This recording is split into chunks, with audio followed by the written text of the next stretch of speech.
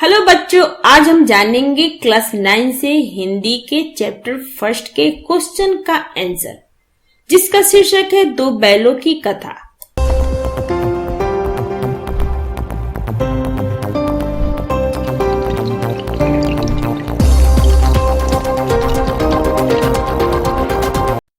बच्चों, इस चैप्टर का पहला प्रश्न है, किन घटनाओं से पता चलता है कि हीरा मोती में गहरी दोस्ती थी?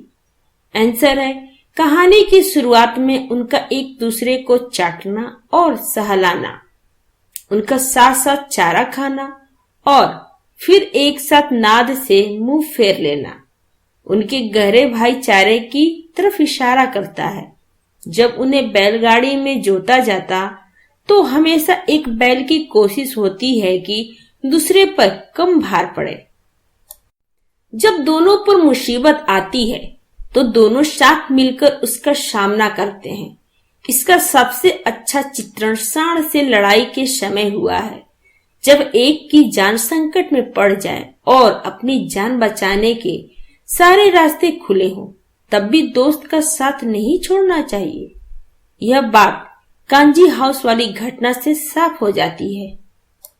सेकंड क्वेश्चन है, किसानी जीवन वाले समाज में पशु और मनुष्य के आपसी संबंधों को किस तरह व्यक्त किया गया है? आंसर है, किसान के लिए पशुधन का बड़ा महत्व है। पशु उनके खेतों में हल चलाते हैं। फसल की कटाई से लेकर उसे खलियान होते हुए बाजार तक पहुंचाने में पशु बड़ी भूमिका निभाते हैं।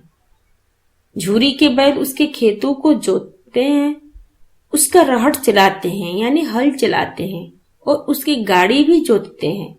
झूरी एक अच्छे मालिक की तरह अपने बैलों को पूरी देखभाल भी करता है। यहाँ पर एक मनुष्य और पशु के मधुर संबंध को दिखाया गया है, लेकिन दूसरी तरफ झूरी का साला एक निर्दयी की तरह व्यवहार करता है। इस दुनिया में अच्छाई के साथ बुराई भी रहती है। जीवन यदि हर जगह आदर्श हो जाए तो दुनिया बड़ी रंगहीन हो जाएगी। बिना खलनायक के नायक का अस्तित्व नहीं हो सकता। बिना रावण के राम की कहानी नहीं बन सकती है। थर्ड क्वेश्चन है, लेकिन औरत जात पर सींग चलाना मना है, यह भूल जाते हो। हीरा का इस कथन के माध्यम से स्त्री के प्रति प्रेमचंद्र के दृष्टिकोण को स्पष्ट कीजिए। आंसर है, इस कथन के माध्यम से प्रेमचंद्र जी ने स्त्री को अबला मानने की अवधारणा की पुष्टि की है। प्रेमचंद्र जी का मानना है कि स्त्री को पूरा सम्मान देना चाहिए और कभी भी स्त्री पर वार नहीं करना चाहिए। बच्चों, 4 क्वेश्चन है, इतना तो हो ही गया कि 9-10 प्राणियों की जान बच गई। वे सब तो आशीर्वाद देंगे। मोती के इस कथन के आलोक में उसकी विशेषता बताइए। उत्तर है, इस कथन से मोती के विशाल और परोपकारी दिल का पता चलता है। वो इस बात के लिए कतई चिंतित नहीं है कि उसकी जान खतरे में है, लेकिन इस बात से खुश है कि उसकी कोशिश के कारण कई अन्य प्राणियों की जान बच गई। 5 क्वेश्चन है, कांजी हाउस में कैद पशुओं की हाजिरी क्यों ली जाती होगी?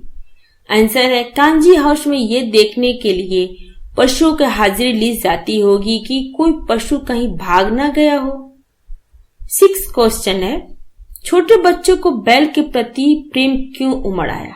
आंसर है, छोटे बच्चे उन बातों को भी बड़ा महत्व देते हैं जो वयस्कों को अर्थहीन लगती है।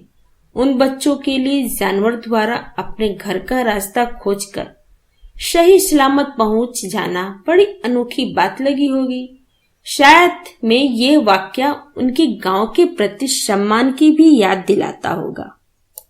7 क्वेश्चन है, कहानी में बैलों के माध्यम से कौन कौन से नीति विषयक मूल उभर कर आए हैं? आंसर है, कहानी में सबसे महत्वपूर्ण बात है दोस्ती की भावना की। एक सच्चा दोस्त अपने दोस्त के लिए कुछ भी करने को तैयार रहता है। हीरा और मोती ने कठिन से कठिन समय में भी एक दूसरे का साथ नहीं छोड़ा है। दूसरी महत्वपूर्ण बात है सहन शक्ति। लेखक ने भारतवासियों के बारे में इस गुण का बखान किया है। दोनों बैल ज्यादातर समय परिस्थिति को सहने की कोशिश करते हैं जब बात हद से आगे बढ़ जाती है तभी वे किसी पर आक्रमण करते हैं। तीसरी बात है उस व्यक्ति को याद रखना जिसने आप पर कोई एहसान किया हो। कहानी में उनकी कोशिश होती है कि जिस छोटी लड़की ने उनको रोटियां खिलाई हैं उस पर कोई आंच ना आने पाए। कहानी में स्त्री पर हमला ना करने की भी सीख दी गई है। हमारी सभ्यता में शुरू से नारी को बड़े सम्मान से देखा जाता है। जब शत्रु असहाय हो जाए तो उस पर हमला नहीं करना चाहिए। हम इतिहास में ऐसी कई घटनाओं से परिचित हैं जिनमें निहत्थे शत्रु की जान बख्श दी जाती है। आखिर सीख दी गई है कि अगर दूसरों की जान बचाने में आपकी जान भी चली जाए तो भी दूसरों की जान बचानी चाहिए। 8 क्वेश्चन है, प्रस्तुत कहानी में प्रेमचंद ने गधे की किन स्वभावगत की विशेषताओं के आधार पर उसके प्रति रूढ़ अर्थ मूर्ख का प्रयोग न कर किस नए अर्थ की ओर संकेत दिया है? आंसर है, इस कहानी में प्रेमचंद ने गधे को सहनशीलता का प्रतीक बताया है। उनके हिसाब से गधा हर्ष और विषाद दोनों में तटस्थ रहता है। उसके साथ कितना भी बुरा हो वो कभी दुखी नहीं होता और कितना भी अच्छा मौका आया जाए वो एक वैरागी की तरह भावहीन बना रहता है। ज्यादातर मनुष्य गधे की इस प्रतिभा को समझ नहीं पाते और अपनी नासमझी के कारण गधे को मूर्ख समझने की गलती कर बैठते हैं। 9 प्रश्न में कुछ आशय है जिसको हम यहाँ स्पष्ट करेंगे। पहला है, अवश्य ही उनमें कोई ऐसी गुप्त शक्ति थी जिससे जीवों में श्रेष्ठता का दावा करने वाला मनुष्य वंचित है। सेकंड है, उस एक रोटी से उनकी भूख तो क्या शांत होती, पर दोनों के हृदय को मानो भोजन मिल गया। आंसर है, बैल एक मुख प्राणी होता है जो कभी कभार रंभा लेता है। दोनों बैल अक्सर आपस में मुख संवाद करते थे। उनके संवाद को मनुष्य नहीं समझ सकता। बच्चों, लेखक इस बात पर कटाक्ष कर रहा है कि मनुष्य अपने आप की सबसे अधिक बुद्धिमान प्राणी समझता है, फिर भी उसे मुख पशुओं की भाषा या भावना समझ में नहीं आती। लेखक को लगता है कि मनुष्य का सबसे अधिक बुद्धिमान होने का दावा खोखला है। सेकंड आशय, उस एक रोटी से उनकी भूख तो क्या शांत होती, पर दोनों के हृदय को मानो भोजन मिल गया। आंसर है, दोनों बैल गया के पास पहुंचने के बाद उस प्यार के लिए तरस रहे थे जिनकी उन्हें आदत पड़ गई थी। जब छोटी लड़की ने उन्हें रोटी दी तो उनके मन को कुछ शांति मिली। एक रोटी किसी भी बैल की भूख शांत करने के लिए काफी नहीं होती, लेकिन उस रोटी में लड़की का अपार प्रेम मिला हुआ था जिससे हीरा मोती का मन अंदर तक तृप्त हो गया। 10 क्वेश्चन है, हीरा और मोती ने शोषण के खिलाफ आवाज उठाई लेकिन उसके लिए प्रताड़ना भी सही। हीरा मोती की इस प्रतिक्रिया पर तर्क सहित अपने विचार प्रकट करें।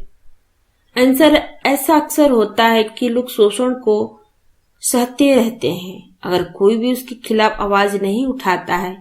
जब कोई इक्का दुक्का व्यक्ति शोषण के खिलाफ आवाज उठाता है तो उसे कई कष्टों का सामना करना पड़ता है। उस एक व्यक्ति के बलिदान से अक्सर अन्य लोगों को भी फायदा होता है। ऐसा इस कहानी में भी हुआ है। 11 क्वेश्चन है, क्या आपको लगता है कि यह कहानी आजादी की लड़ाई की ओर संकेत करती है? आंसर है, लेखक ने प्रत्यक्ष रूप से आजादी की लड़ाई की तरफ कोई संकेत नहीं दिया है, लेकिन यदि बैलों को रूपक मान ले तो उनकी लड़ाई आजादी की लड़ाई की तरफ संकेत करती है। जिस तरह अधिक अत्याचार से त्रस्त होकर हीरा और मोती बगावत का बिगुल बजा देते हैं, उसी तरह भारत के लोगों ने भी आजादी की लड़ाई शुरू की थी। आपको मेरा ये वीडियो अच्छा लगा हो तो लाइक करें, या फिर कोई डाउट हो तो आप हमें कमेंट बॉक्स में लिखकर बताएं। अगर आप पहली बार मेरे चैनल पे आए हैं तो सब्सक्राइब करें और बेल आइकन को प्रेस करें जिससे आपको मेरे नए वीडियो का नोटिफिकेशन सबसे पहले मिले। थैंक यू बच्चों, फिर मिलते हैं अगले वीडियो में।